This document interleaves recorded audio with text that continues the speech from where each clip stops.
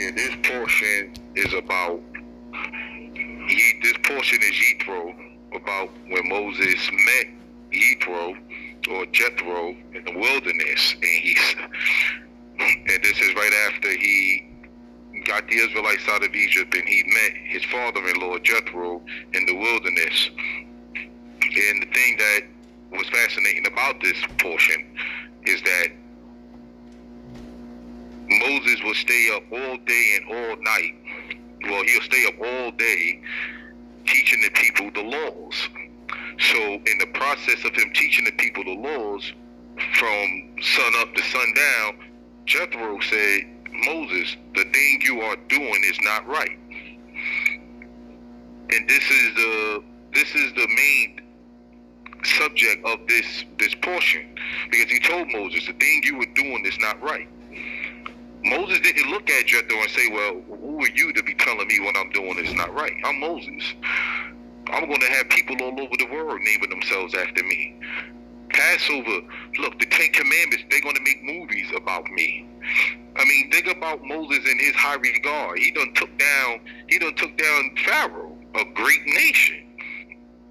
So he could have been like, who are you to be telling me anything? And that's the life we live, because most time, if it's not credit, then it's criticism. If you ain't giving a person credit to them, you're giving them criticism. But he told Moses, what you're doing is wrong. And this is the thing. I always tell people, determine what is right instead of who is right. We tend to judge information based on the person telling it to us instead of the information itself. The reason why we do that, because of how we view ourselves. But Moses, is this man spoke to the Most High himself. He could have easily told Jethro, well, who are you to be telling me something the Most High didn't tell me? And how many times you have people who think that way? They so spiritual and high-minded. Oh, well, the Most High never told me that. I never got that from God. He never told me that. And they will not listen to you. You got people in life who they are very selective in who they take information from. Think about it. The Midianites, Jethro was a Midianite. As a Midianite, Moses could have been like, well, how are you telling me anything when you serve a false God, man? Your people serve a false God. But Moses listened. And this is what I always tell people. Determine what is right instead of who is right. And this is what we tend to do. We judge information based on the person giving it to us instead of the information itself. But even in the process of that, Moses was helping people. So how was he wrong when he was helping people? And I always tell people this, there's a difference between help and burden. You see, I can help you, but when me helping you, when you're helping somebody and it's becoming a burden to you, that's where the problem lies. The reason why. Because I tell people this constantly. I'll help you as much as I can. But if it's going to interfere with my life, my finances, and the things that I got going on, then I got to take a back seat. Now, I help you to the best of my ability. But there's a difference between helping a person and them being a burden on you. Look about Moses' children. Moses' children couldn't enjoy their father, nor could his wife. Because all day long, Moses will be out there teaching people and helping them with their problems. These are the things that we tend to do in life. We tend to help people so much where we forget to help ourselves and do for ourselves. We tend to carry other people's burdens, and we tend to forget about our own. And that's why I always tell this to people, you are important to others, including yourself. And I always tell people that you can't just keep doing for others. There's going to come a time when the things you do for others, now do it for yourself. I know a guy that tells me, well, I got to take he don't take his medication. He doesn't take his medication. He says the government is bad, the drugs is bad, the medication is terrible, it's part of the system. But yet he takes his dogs to the vet and gives them medication when they're sick. I said the same issue I could make about the same thing you bring up about the medicine is bad for you, I could do the same thing for your dog and say the same thing. He won't feed his dog processed food, but yet he'll eat processed food. Sometimes treat yourself like the people you are responsible for helping. I'm all for helping people, but I'm also for helping yourself. Do good for yourself. And I know I've been preaching this for years. I don't believe in Valentine's Day because it's a pagan holiday. But forget, buy yourself some flowers. Go take yourself out on a date. If no one don't love you, love yourself. Treat yourself good. I used to do it. I'll get up and go out, and I'll be the only person there. Like, where's your date? I am my date. I treat myself good. I cook for myself. And this is what I always tell people. You can't treat people better than you treat yourself. You can love them, yes, but also love yourself. This is why I always tell people when it comes to that, you are important to others, including yourself. But then when you help people, you gotta ask yourself, is the juice worth the squeeze? I'm not gonna do something unless it's profitable for me. And some people say, well, is that selfishness? No. See, being selfish is different from me being selfish doesn't mean you think you're less of yourself. It's just thinking of yourself less. So I will put you ahead of me. But if it's going to interfere with my life, then yes, I have to stop. And this is the problem that Moses had. Moses did so much for people what he forgot to do for himself. But the problem with most people is Moses accepted the help. But when it comes to people look at help as a form of weakness. If you try to help someone, they tend to look at that as a weakness. One man told me he'll never live in a shelter. I said, for what? A shelter was there to help you if you're poor or if you're homeless. Welfare is there if you don't have it right now. If you read the Bible, the priests, they lived off what the people gave them. But we developed this thing called pride and embarrassment, where we want help, but we don't want it in a certain form or fashion. I had a friend that told me this straight up and down. He'll never shop at TJ Maxx or Marshalls. I said, why not? That's like a high-end thrift store. I said, well, what's wrong with that? I ain't wearing nobody's hand-me-down. He told me he wouldn't even work at McDonald's. So he'll rather ask me for $2 instead of get an application and work for $20 an hour. He said no. But this is what happened. When help do come your way, you develop something called pride and embarrassment. But this is the problem that we have on earth. When help do come your way, you tend to not accept it. Because of the image you have of yourself. Moses accepted the help. He didn't look down on Yitro or anybody else. He accepted the help. But for everybody out there that tells me they don't want they don't want clothes that other people wore, thrift store, I asked my friend the same question. Did you ever go to a used car lot and buy a car? He said, yeah. I said, well, that's somebody else's hand-me-down. That was somebody else's car at one point. If you buying jewelry, 10 out of 10 you're buying somebody hand-me-down. They just turned it into something else. But that's hand-me-down jewelry you're wearing. Especially today and age. If you're dealing with if you got a man or a woman, chances are you're dealing with somebody hands-me-down, hand-me-down, hand-me-down. Because you don't got a virgin. Chances are you got a woman that slept with over 20 men before she got with you. If you got a man, the chances are he slept with over 50 or 60 women before he got with you. So everything in life is a hand-me-down. But this is the thing that I tell people, that when help is there, you tend to look down on it.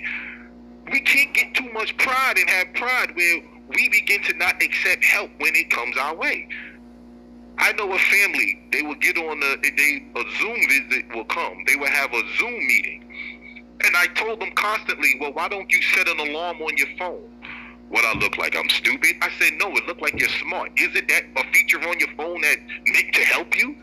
But you don't want to put an alarm on your phone, even though it's there to help you. See, this is where pride comes into play. And a lot of times in life, help is there, but our pride kicks in. We begin to think less of ourselves if we take certain types of help. Later on, I try to explain to people before I end it, I say to people, don't hurt the help, because this is what we tend to do. Moses didn't look at Yitro and say, well, don't help me, leave me alone, get away from me. No, you have to, don't hurt the help. Why you think in the Torah it says that the law is not a burden? Why you think the scripture says the law is not a burden? Because sometimes, remember, the Torah was meant to help us in our lives. But some people look at the commandments as if it's a burden. It's a hurt piece to you because it stopped you from doing certain things. So we tend to break it, talk bad about it, or neglect it in many ways. And we tend to hurt the same very thing that was set up to hurt us. That's why I tell people I can never use drugs, because the Most High in His infinite wisdom gave us an immune system. The immune system is there to help your body fight off diseases. So why would I put something in my body that's going to attack the very thing that is there to help me fight off sicknesses or even diseases? Why would I do anything to harm my immune system? I tell people I'm a loyal man. You ain't gonna find another man as loyal as me. So if I'm loyal to I gotta be loyal to my immune system. I eat foods that's gonna help build up my immune system. I'm not gonna do things that's gonna hurt my immune system when my immune system is there to help me. You look at Balaam. Balaam was beating on the donkey in the Torah. And the donkey was only there helping him. The donkey's like, what did I do, Balaam? And the angel said if you would have hit that donkey one more time, you would have had a big problem. He would have sued Balaam. The donkey was there to help him, and the donkey spoke out to him and said, listen, man, there's an angel there trying to kill us. But he was beating on the donkey, and that's the problem we have. We tend to hurt things that are there to help us. When you look at the rabbit and the turtle, the argument was, this is a wise Chinese saying where the turtle said, I hate that I'm slow. The rabbit said, why? He said, being that I'm so fast. The rabbit said, you got coyotes wanting to eat me, the fox want to eat me, the hawks want to eat me, the eagles want to eat me.